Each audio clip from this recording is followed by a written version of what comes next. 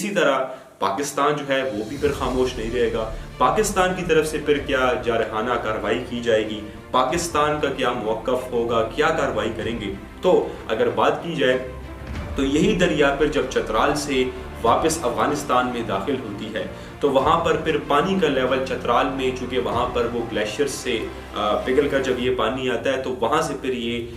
چترال میں وہاں پر پانی کا لیول زیادہ ہے. تو اگر پاکستان, ان کے پاس پھر یہی الٹرنیٹ ہے کہ اگر پاکستان پھر وہاں پر چترال میں ڈیم تعمیر کرنے پر کام شروع کر دیں تو اس سے پھر افغانستان کو بھی جو ہے ایک